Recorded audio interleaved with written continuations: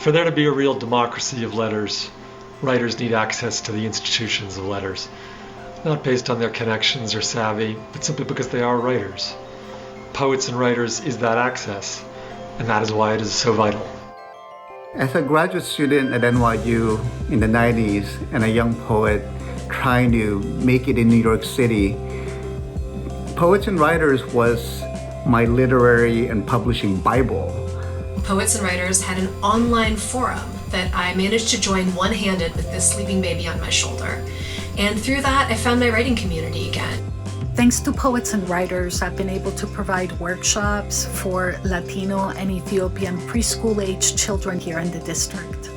I've also been able to create paid public reading opportunities for my older immigrant students in the Write Who You Are program. And it's such an incomparable opportunity for them when their voices are heard.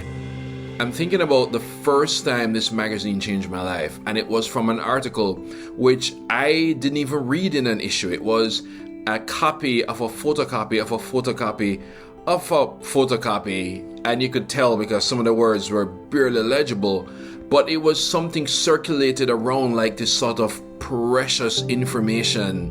Everything about publishing that your publisher won't tell you, everything about selling your book, about, making your book count, that the people who are even in charge of doing that won't do for you.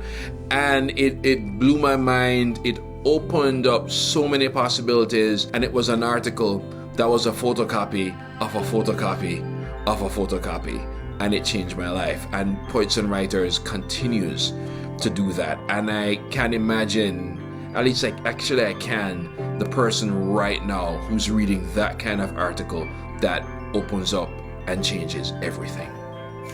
Thanks to a Poets and Writers BIPOC Writers Grant, this fall I was able to facilitate a series of poetry and creative nonfiction workshops with New Orleans undocumented youth, where they could confirm that their voices are important. And as an undocumented creative myself, that's exactly the message I need to hear.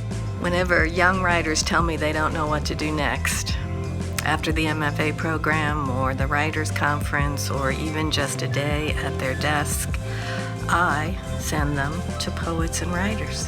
When I want to know what's happening in the world of writing, I turn to Poets and Writers. When I want to feel electrified in my writing, I turn to Poets and Writers.